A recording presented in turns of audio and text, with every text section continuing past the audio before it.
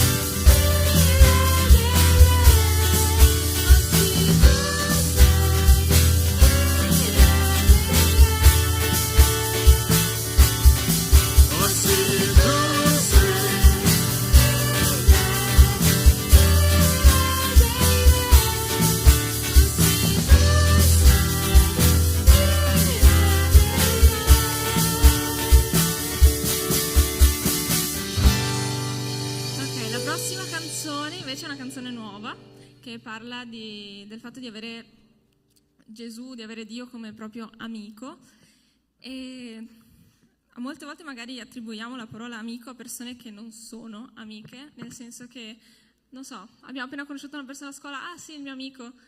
Non è così, il concetto biblico di amico è molto più profondo ed è dà molto valore. La Bibbia dà molto valore agli amici, è qualcuno a cui puoi riferirti nel momento del bisogno, a cui puoi chiedere consiglio e sai con certezza che ti darà una parola di conforto, una parola che qualcosa ti darà quello che ti serve in quel momento, ti aiuterà sempre, sarà sempre al tuo fianco. Ovviamente problemi ci saranno, però nonostante tutto si va avanti, si continua ad essere amici, quindi applichiamo questo concetto ad avere amicizia con Dio e vedremo che in questo caso attraverso questa amicizia non perderemo mai la via giusta, perché se chiediamo sempre consiglio a Dio Lui saprà dirci sempre la cosa giusta, perché Lui è l'unico che sa la via giusta per le nostre vite. E Quindi camminiamo insieme al Signore, cerchiamo di applicare questa cosa, di avere Dio come nostro amico.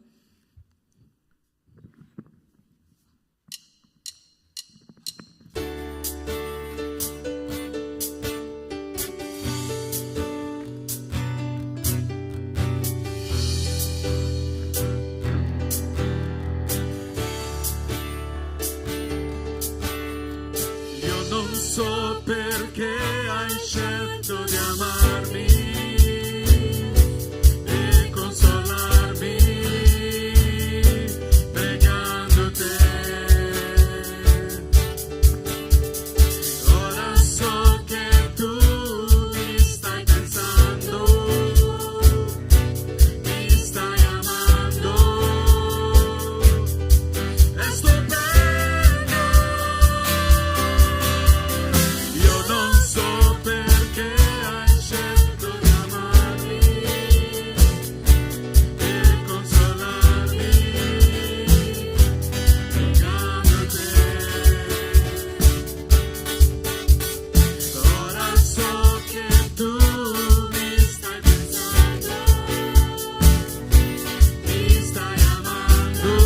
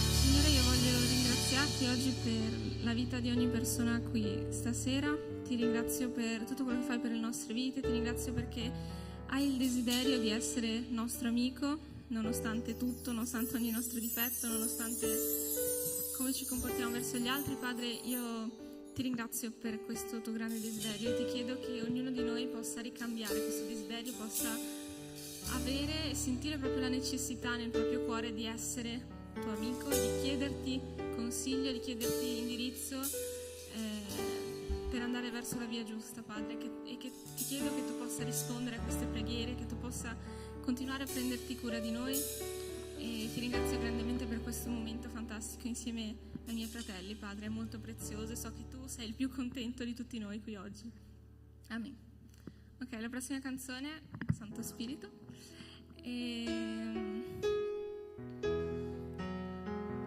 Ovviamente non c'è niente che possa essere paragonabile allo Spirito Santo, a Dio, ma soprattutto allo Spirito Santo. È una cosa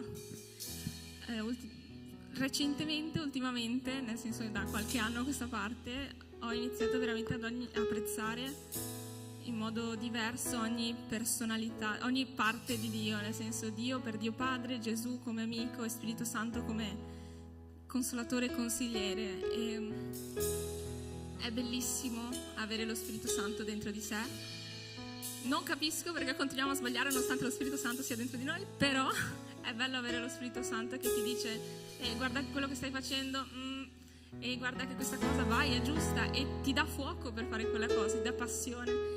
E quindi vediamo anche lo Spirito Santo questa sera.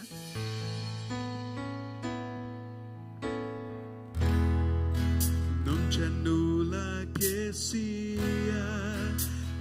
pari a te, non c'è nulla che dia la speranza viva,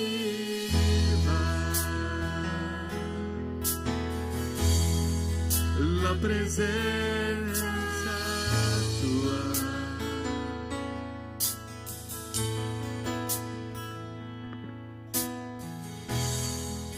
E solo con te sento l'amore che porta alla libertà E la vergogna vista, la presenza tua.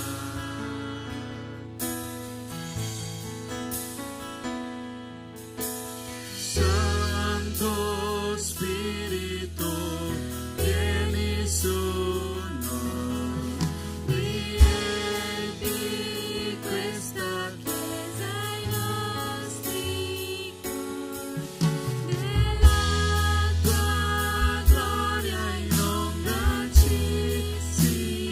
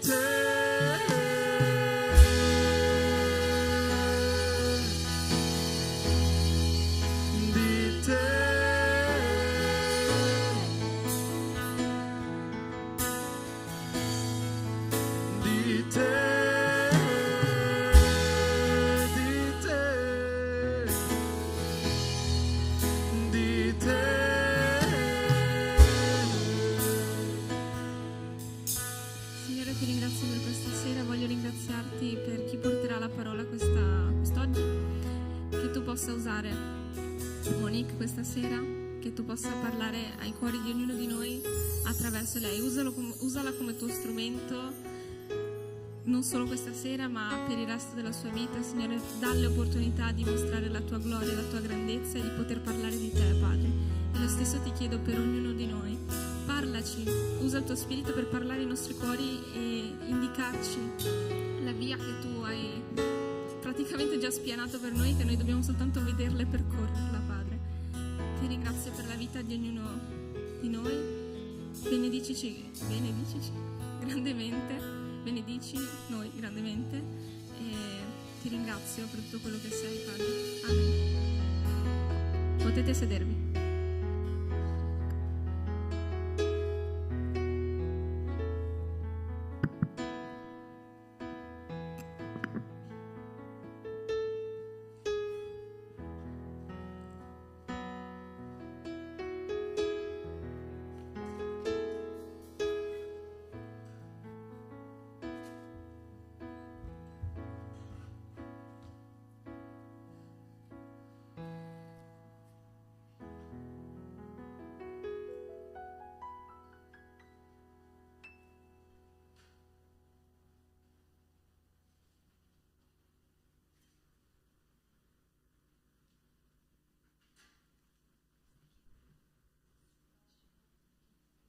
Prova. Ok, perfetto. Allora, vorrei pregare innanzitutto prima di ripregare, in realtà, prima di iniziare questo piccolo periodo, prima di avviarci verso i nostri studi e le nostre stanze. Chiudiamo i nostri occhi e parliamo di nuovo con Dio. Signore, ti ringrazio immensamente perché anche questa settimana ci hai dato l'opportunità di essere qua, Padre. Benedici Rubens e i ragazzi che sono stati qua a cantare, a suonare, Padre. Ti prego di benedire la loro vita, ti prego di benedire tutte le persone che sono qua, ti prego di benedire la tua Chiesa, Padre, che possa prendere in mano la propria vita, Padre, trasformarla, far vedere che tu sei grande, Padre. Nel nome santo di Gesù, amen. Guidaci questa sera, amen. Ok. Oggi parleremo di un assunto che è un pochino complicatuccio, cioè amare i nostri nemici. Amare i nostri nemici, ok, ma ai nostri tempi i nemici chi è che sono? Non sono quelli che ci combattono con le frecce, gli archi e cose, perché noi non andiamo in guerra giustamente, ma noi forse ogni giorno incontriamo i nostri nemici, tra molte virgolette. Magari può essere un semplice... per chi va a scuola ancora, un semplice compagno di studi a cui gli prestate la matita non ve la ridà più, oppure gli prestate qualsiasi cosa non ve la ridà più, un semplice amico, compagno che dopo vi pugnala alle spalle. Questo è essere nemici da quello che si può vedere nei nostri tempi. E Gesù dice giustamente: voi dovete amare i vostri nemici.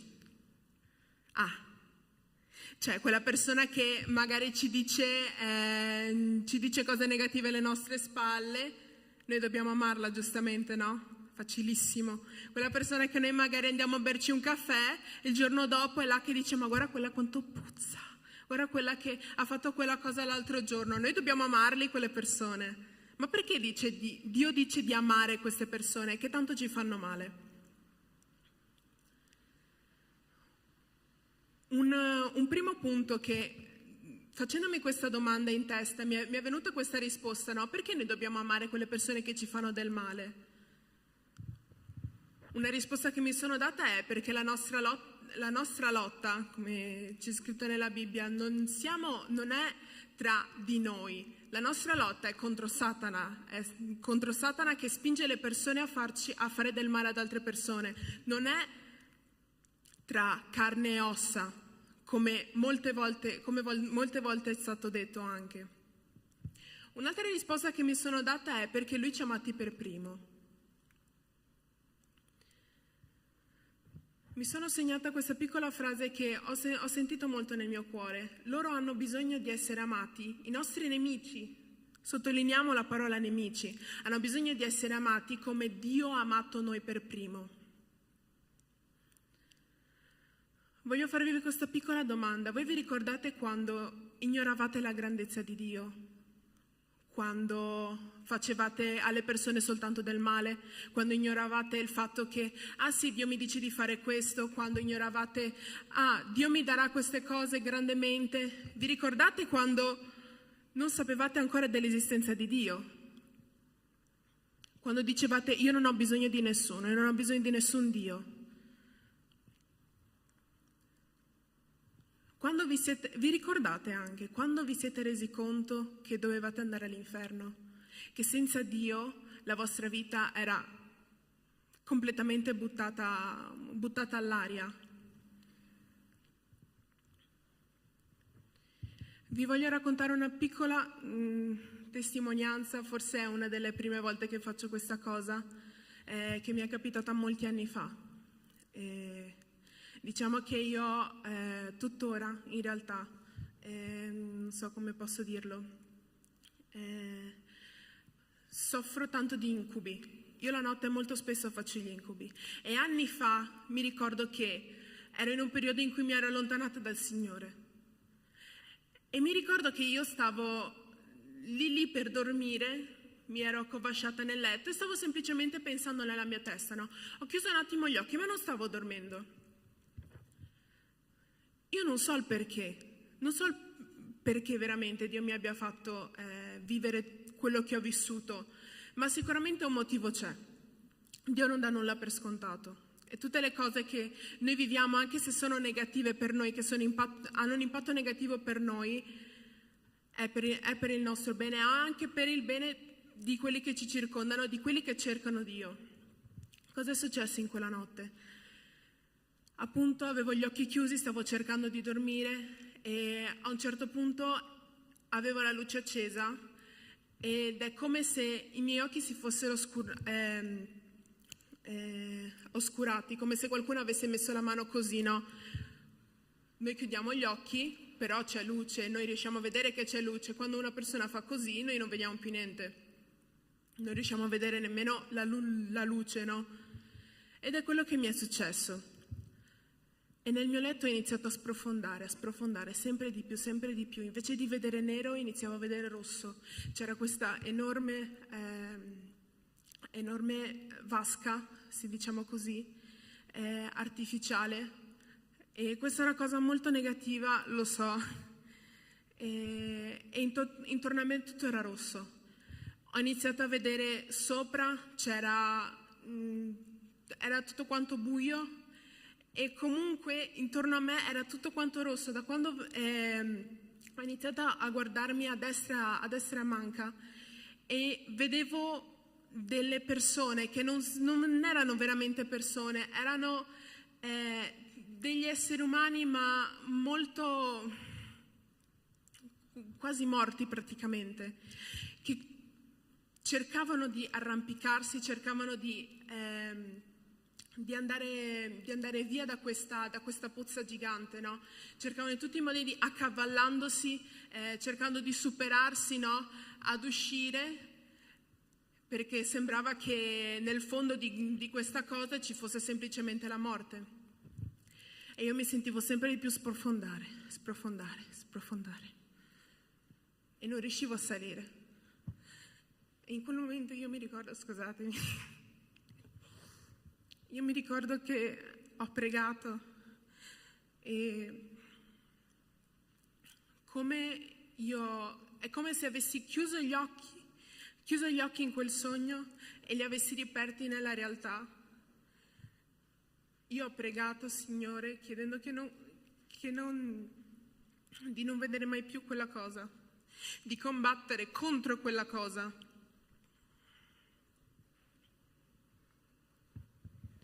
E vi voglio dire una cosa, un domani, tutte quelle cose carine magari, tutti quei vestiti carini, quel telefono che abbiamo tanto desiderato, no? Tutte quelle amicizie, quella reputazione che ci siamo costruiti con lo scalpello, no? Quasi fosse un'opera d'arte, una statua con tanto amore, quella cosa quando noi moriremo diventerà fumo, diventerà cenere. L'unica cosa che rimarrà e l'unica cosa che rimarrà sarà la tua scelta con Dio. Il che cosa sono io veramente? Quale strada voglio prendere io? Voglio essere con Dio oppure voglio essere in quella pozza profonda dove tutti quanti cercano di scavare verso l'alto per cercare di raggiungere una vita migliore? Con Dio o senza Dio non c'è una via di mezzo. E quindi perché amare i propri nemici? Qui ho bisogno che qualcuno vada in Giovanni 8 e leggiamo il versetto dall'1 all'11.